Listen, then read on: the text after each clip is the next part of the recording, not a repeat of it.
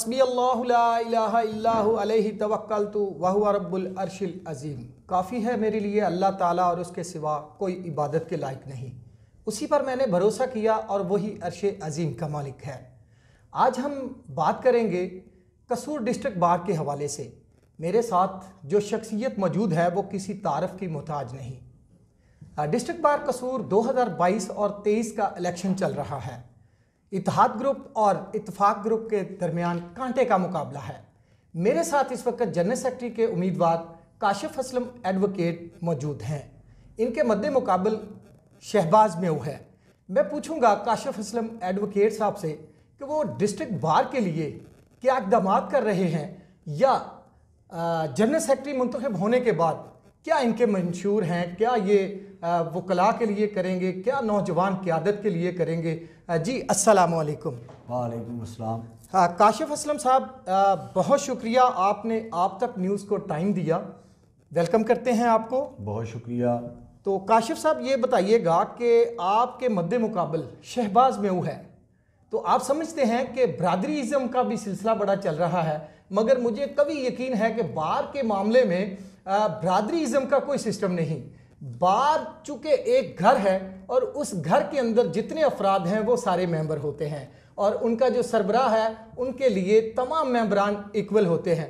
क्या कहते हैं आप डिस्ट्रिक्ट बार के हवाले से? आज इलेक्शन में आपने ज़बरदस्त किस्म से ज़बरदस्त तरीके से आपने इलेक्शन में हिस्सा लिया है और बड़ा कांटे का मुकाबला चल रहा है। बिस्मिल्लाहिर्रहमानिर्रहीम। करीमी साहब, सबसे पहले तो मैं आपका शुक्रिया अदा करता हूँ कि आपने मुझे आज इस मौजू के लिए चुना कि मैं आपके साथ जो है अपने ख़यालात का इजहार कर सकूँ। मैं आप तक का बहुत शुक्रगुज़ार हूँ। जहाँ तक आपने बात की है कि बरादरीज़म की और बार में इसके इन्फ्लुएंस की, देखिए पॉलिटिक्स में कोई भी चीज़ हरफ़ आखिर नहीं होती। पॉलिटिक्स में बहुत सारे पैरेलल मैटर्स चल रहे होते हैं, मामला जो है इश्यूज़ चल रहे होते हैं, ये चीज़ें चलती रहती हैं। अब चूँकि जो वकला का हमारा जो इलेक्शन है ये भी बहुत फेम और लाइमलाइट में आ गया है, जिस वजह से सिविल सोसाइटी भी अब बदरजा अतम इसका हिस्सा है। इस वजह से जो है बहुत सारे फैक्टर्स इसमें इन्वॉल्व रहते हैं, लेकिन फिर भी मैं इस बात का बरमला इजहार करूँगा कि शुक्र अल्हम्दुलिल्लाह हम वकला बरादरी में, हमारी वकला फटर्निटी में ये बात बिल्कुल मैटर नहीं करती कि कौन किस बरादरी से बिलोंग करता है। यहाँ पर लोग डेमोक्रेटिक अमल को ज़्यादा तरवीज देते हैं। बरादरीज़म किसी सेकेंडरी या थर्ड पोजीशन पर आती है, ये चीज़ें मैटर नहीं करती।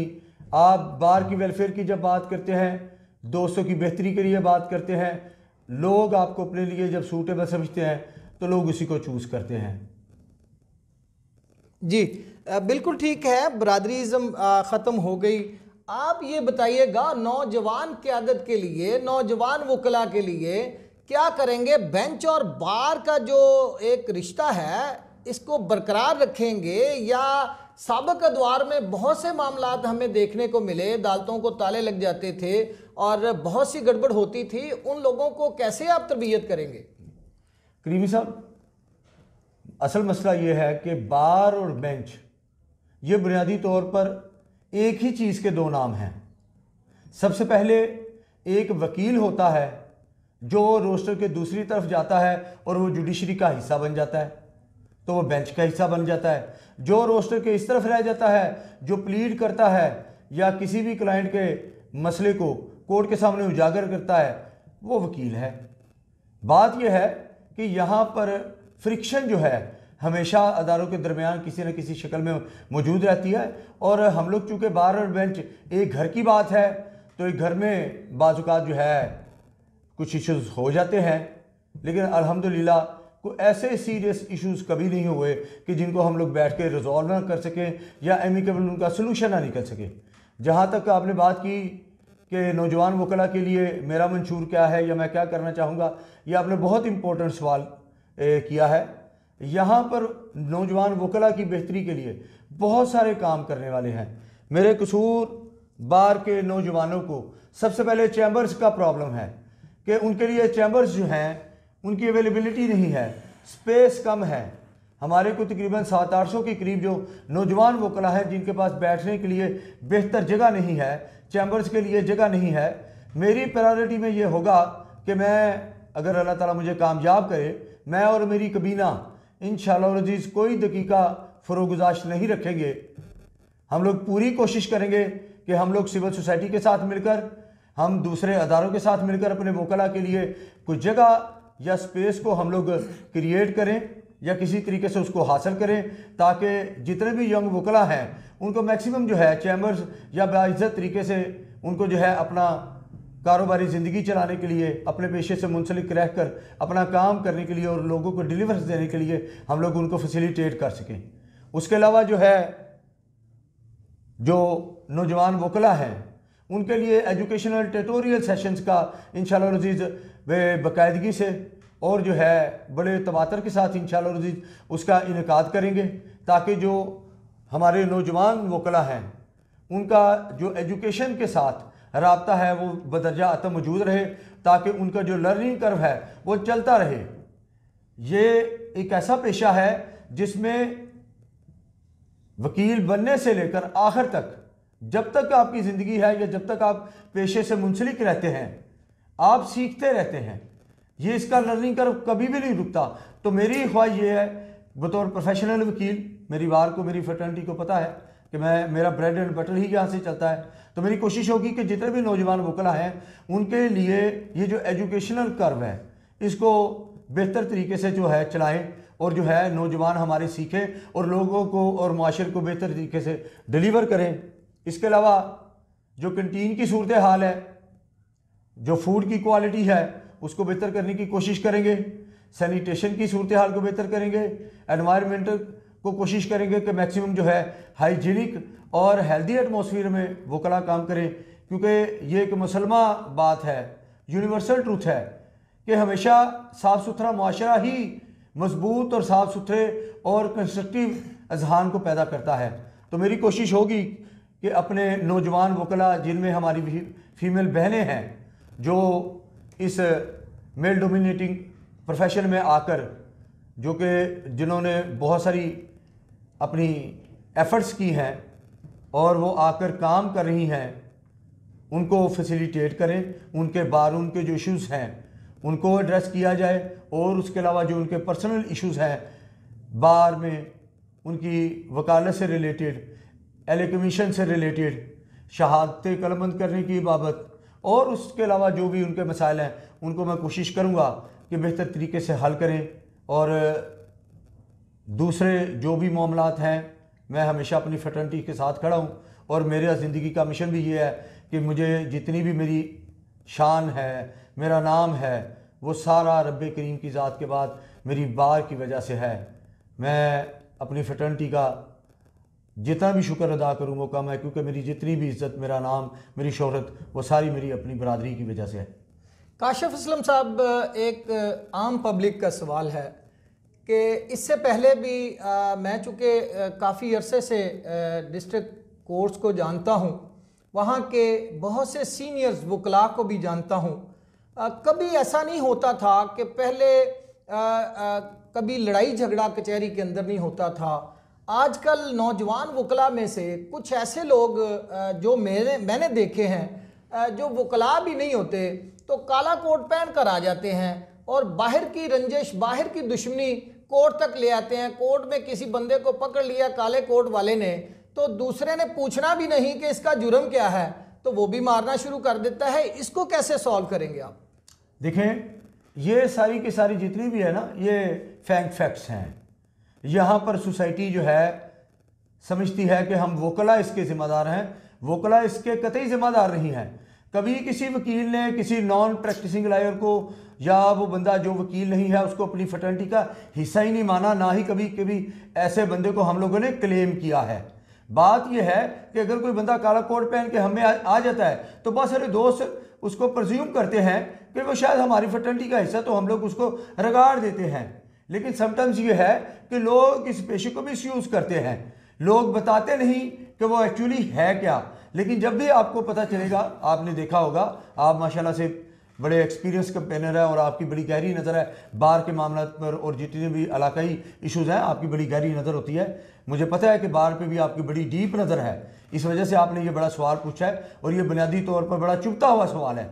ये पूरी वकला बरादरी पे क्वेश्चन मार्क है, लेकिन मैं आपको बड़े एतमाद के साथ और बड़े यकीन के साथ ये यकीन दिलाना चाहता हूँ और पूरी सिविल सोसाइटी को और हमारे पूरे माशरे को मैं ये मैसेज देना चाहता हूँ कि वकला कभी भी ऐसी किसी मैल प्रैक्टिस का हिस्सा नहीं रहे और ना ही उन्होंने कभी ऐसे किसी भी अंसर को उन्होंने तरवीज दी है या उन्होंने कभी ऐसे किसी फ़र्द को क्लेम किया है जो उनकी बरादरी का या हमारी फ्रेटर्निटी का हिस्सा ना हो। अगर कोई बंदा इसको मिसयूज करता है तो हमने हमेशा उसको कंडेम किया है और हमारे बहुत सारे साबका अदवार में हमारे प्रेसिडेंट साहब जो है और हमारे जो सेक्रेटरी साहबान रहे हैं, उन्होंने जो ऐसे लोग जब भी सामने आए हैं उन्होंने उनके खिलाफ FIRs करवाई हैं, पंजाब बार को उनको रिकमेंड किया है और उनके खिलाफ जो तदीबी कार्रवाइयाँ अमल में लाई जाती रही हैं और ये सारे का सारा ये सारी की सारी बात रिकॉर्ड पे है, आप इन चीज़ों को वेरीफाई कर सकते हैं। बात यह है कि नहीं काशिफ भाई, मुझे ये बताइए कि कोई ऐसा क्राइटेरिया बन जाएगा, जैसा कि मैंने पहले भी कहा है कि वकला नहीं ऐसा करते, क्योंकि वकला पढ़े लिखे वकला होते हैं, कोई ऐसे काला कोट नहीं पहन लेता। कुछ लोग ऐसे आ जाते हैं काला कोट पहन कर, वो आके लोगों को जदोकोब करते हैं। मेरा कहने का मतलब ये है कि कोई ऐसा क्राइटेरिया बनेगा आपके दौर में कि कम से कम उसकी वेरिफिकेशन हो जाए बंदे की। दूसरा, जिसको मार पड़ रही है बेचारे को, उसको मारने से पहले उसका कसूर पूछ लिया जाए। देखें, वकील का तो झगड़े के साथ ताल्लुक ही कोई नहीं है, ये बात बिल्कुल गलत है कि वकील मारते हैं, वकील मारते पीटते हैं। देखें, कलम चलाने वाले और लोगों के मसाइल को हल करने वाला शख्स वो किसी पे क्यों हाथ उठाएगा? सही है, ये सवाल बिल्कुल आउट ऑफ क्वेश्चन है। मैंने ये कहा है कि कुछ लोग आ जाते हैं। If you allow let me complete, अगर आप मुझे इजाज़त दें तो मैं बड़े मुद्दबाना तरीके से आपको गुजारिश करता हूँ कि करीमी साहब, बात ये है कि इस बात को इंशाअल्लाह अज़ीज़ हम लोग इंश्योर करेंगे कि आपने जिस बुनियादी नुक्ते की बाबत हमारी तवज्जो दिलाई है, हम लोग इसके ऊपर लाजमी तौर पर अगर अल्लाह पाक मुझे इज़्ज़त दे तो इंशाअल्लाह अज़ीज़ मैं और मेरी कबीना मिलकर कोशिश करेंगे कि हम लोग जुडिशरी और बाकी सिविल जो अदारे हैं उनके साथ मिलकर कोई ऐसा लाहमल तय करें कि ऐसे अनासर जिनका हमारी बरादरी या हमारी फ्रेटर्निटी के साथ कोई ताल्लुक नहीं है, हम लोग उनका कोई सद्देबाब करेंगे और इंशाअल्लाह अज़ीज़ हम लोग मेक श्योर करेंगे कि हमारी सिविल सोसाइटी को या हमारे जो दूसरे मकतबा फ़िक्र से ताल्लुक़ रखने वाले जो लोग हैं जिनके अंदर ऐसे मामलात अगर या ख़यालात पाए जाते हैं तो हम लोग कोशिश करेंगे कि इन मामलात को बेहतर करने की कोशिश करें और ऐसे अनासर को हम लोग जो है इंशाअल्लाह अज़ीज़ जड़ से उखाड़ फेंकेंगे और आपको ये दोबारा इस बारे में सवाल करने की ज़रूरत नहीं पड़ेगी। आप खुद इंशाल्लाह एक्नॉलेज करेंगे कि हमने इसके ऊपर इनिशिएटिव लिया है और इनिशिएटिव लेने के बाद हमने इन बातों को हमने ख़त्म किया है। चलें, बहुत शुक्रिया जी। उम्मीद रखते हैं कि आप बिल्कुल लड़ाई झगड़े से हट के मामलात को चलाएंगे। मैं यहाँ पे आपको ये ज़रूर बताऊँगा कि वैसे मैंने एक सवाल करना था लेकिन अब नहीं करता। जो जली वकला है, जो मतलब मैं शामिल नहीं करूँगा, वैसे पर्सनली पूछ लेता हूँ कि जली वकला के ख़िलाफ़ जो मतलब वकील हैं ही नहीं, जैसा कि साबका द्वार में साबका जनरल सेक्रेटरी सलाउद्दीन साहब ने एक जली वकील का पर्चा एक करवाया था और मेरा ख्याल उसके बाद शायद हुआ भी नहीं, अगर कोई हुआ तो वो ख़त्म हो गया, वही बरकरार है। एक मुकदमा जो दर्ज हुआ था उसके बाद कोई रवायत नहीं बनी। तो क्या आप इक़्तिदार में आने के बाद, जीतने के बाद कोई छांटी वगैरह करेंगे? जी बिल्कुल बिल्कुल, ये आपका बड़ा अच्छा सवाल है कि बहुत सारे लोग जो अदारे को मिसयूज़ करते हैं और जिनका किसी तरह का कोई रेलिवेंसी नहीं है और वो हमारे अदारे को आके बदनामी का बायस बनते हैं। मैं यहाँ पर बरमला इजहार करूँगा कि मेरी पूरी DBA कसूर इंतहाई गयूर वकला पर मबनी है। जितने वकला हैं DBA कसूर के इंतहाई गयूर हैं, वो कभी भी ऐसे अनासर को बर्दाश्त नहीं करते। मैं आपको ये यकीन दिलाता हूँ, अगर मुझे मौका मिला तो ऐसे अनासर का कला कमा कर देंगे, उनको पाबंदे बासलासल भी करवाएंगे और उनको मुआशरे के लिए मिसाल बना के रख देंगे कि वो दोबारा ज़िंदगी में कभी भी किसी मुआशरे में या किसी भी माशरती अदारे में इस तरह का खलल पैदा ना करें और ना ही किसी के लिए बदनामी का बायस बने। अच्छा काशिफ भाई, एक मेरा पर्सनल सवाल है कि हमेशा जब भी बाहर के इलेक्शन हुए हैं तो कचहरी में गहमा गहमी होती है, लंगरों के एहतमाम किए जाते हैं। इस बार भी कोई लंगर का सिस्टम चल रहा है कि नहीं? देखें, बात यह है कि चूँकि ये प्रोफेशन है, प्रोफेशन ऑफ लॉर्ड्स का, यहाँ पे दोस्त एक दूसरे को एंटरटेन करते हैं और उसके ऊपर बहुत सारी प्रजम्पशंस क्रिएट कर ली जाती हैं कि वकला शायद बहुत एक्सपेंसिव इलेक्शन करते हैं। ये वो ऐसी कोई बात नहीं है। वकला जो है, चूँकि हम लोग एक फैमिली है। इस बार खर्चा कम हो रहा है या साबका द्वार की तरह हो रहा है? ये तो खर्चे कभी भी ज़्यादा नहीं रहे।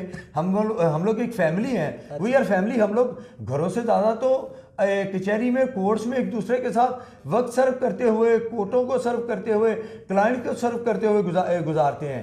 एक बुनियादी नुक्ते को जो समझने वाली बात है कि आप मेरी बात को फॉलो करेंगे और इसको आप एक्नॉलेज भी करेंगे, आप बड़े प्रूडेंट बंदे हैं, कि हम लोग 8 से 4 बजे तक तो कोर्ट्स में और क्लाइंट्स को सर्व करते हैं। फिर उसके बाद इवनिंग ऑफिस का टाइम आ जाता है। मीनवाइल कोई 1.5-2 घंटा कोई वकील अपनी फैमिली में गुजारता है या आफ्टरवर्ड्स इवनिंग के बाद फैमिली में टाइम गुजारता है। हम लोग अपनी ज़िंदगी का बहुत बड़ा टाइम, जो बुनियादी हमारा प्राइम टाइम होता है, वो हम लोग अपने वकला फटर्निटी के साथ, वकला बरादरी के साथ, कोर्ट प्रेमिसेस में एक दूसरे के साथ गुजारते हैं। तो ये इलेक्शन ही एक ऐसा मौका है कि जिसमें सारी बरादरी इकट्ठी होती है, एक आप टी पे या किसी लंच पे फेस्टिवल होता है। तो ये फेस्टिवल है जिसमें सबको जो है हिस्सा लेके एक दूसरे के साथ इजहार ख्याल करने का, डेमोक्रेटिक अमल को जो है उसको तरवीज देने का और अपने ख्यालात को पेश करने का और उनके इजहार राय का मौका मिलता है। तो ये एक बड़ी कोई सुपरनेचुरल बात नहीं है, ये बड़ा एक नेचुरल सा फिनोमिना है कि घर में भी आप, अगर आपके कोई मेहमान आता है तो आप उसको लुक आफ्टर करते हैं। तो इसी तरह से हम लोग अगर साल में कोई 1-2 दफ़ा अगर गेट टुगेदर कर लेते हैं तो it is not a very big deal. और ये हमारा हक बनता है, मैं समझता हूँ, हमारा एक दूसरे के ऊपर के हम लोग साल में 1-2 बार इस तरीके से हमारा पूरा घर, हमारी पूरी फैमिली इकट्ठी हो, जहाँ पर सारे लोग एक दूसरे के साथ मिले। कुछ लोगों के कुछ चेहरों के नाम भूल जाते हैं, कुछ चेहरे भूल जाते हैं, लेकिन जब ऐसे मौके मिलते हैं रब कायनात की तरफ से, जब ऐसे हमें मौके अता किए जाते हैं या हमें मिलते हैं तो हम मैनेज करते हैं, तो हम लोग जो है फिर एक दूसरे के साथ मिलते हैं, जेल करते हैं, पुरानी यादों को ताज़ा करते हैं। तो ये हमारे लिए एक लेयर और जो है एक एंटरटेनमेंट का टाइम होता है। अच्छा काशिफ भाई, मेरा आखिरी सवाल ये है कि आप इलेक्शन, अल्लाह करे, मुझे कभी यकीन है क्योंकि आपकी कैंपेन से और बाहर से ये पता चलता रहता है हमें कि माशाल्लाह आप बड़ा अच्छा खेल रहे हैं और उम्मीद है कि आप जनरल सेक्रेटरी मुंतखब हो जाएंगे। अगर आप मुंतखब हो जाते हैं तो इलेक्शन से पहले कुछ मुखालफीन जो होते हैं, कुछ आपस में इख्तलाफात हो जाते हैं, क्या बाद में सबको इकट्ठा करेंगे, सबको साथ लेके चलेंगे या अपने ग्रुप के साथ ही रहेंगे? देखें, मेरे लिए सबसे बड़ा ग्रुप वकला बरादरी है। बाकी इत्तेहाद, इत्तेफाक और जितने भी ग्रुप्स हैं, ये बड़ी सानवी सी चीज़ है। मेरे लिए सारे वकला बरादर हैं और मैं कोशिश करूँगा कि अल्लाह करीम अगर मुझे ये मौका अता करे तो मैं इंशाअल्लाह अज़ीज़ मैं अपने कंडक्ट से ये साबित करूँगा कि मेरे लिए मेरे वकला सारे के सारे बराबर हैं, अपार्ट फ्रॉम दी कि उनका किसी इत्तेहाद या इत्तेफाक के साथ ताल्लुक़ है। ये हमारी पर्सनल जो है एफिलिएशंस तो हो सकती हैं, लेकिन जब आपको अल्लाह ताला किसी जगह पे बैठाता तो फिर उसके बाद आपको सबको इक्वली लेके चलना पड़ता है। बाहर एक अदारे का नाम है, किसी फ़र्द वाहद का या ग्रुप का तो नाम नहीं। तो माँ बाहर चूँकि हमारी माँ है तो माँ के लिए सारे बेटे एक जैसे होते हैं और अगर मुझे इज़्ज़त रब करीम अता करेगा तो मैं पूरी कोशिश करूँगा कि मैं सबको इक्वली डिलीवर करूँ। जी बहुत शुक्रिया। ये थे काशिफ असलम एडवोकेट जो कि उम्मीदवार हैं डिस्ट्रिक्ट बार के जो इलेक्शन लड़ रहे हैं और मुझे कभी यकीन है और मैं दुआगो भी हूँ कि अल्लाह रब्बुल इज़्ज़त हमारे भाई काशिफ असलम एडवोकेट को इज़्ज़त से नवाजे और जनरल सेक्रेटरी की सीट पर मुंतखब करे। प्रोग्राम हर सच आप तक के साथ मैं हूँ मियाँ नवाज़ करीमी। इजाज़त दीजिएगा। अल्लाह हाफ़िज़।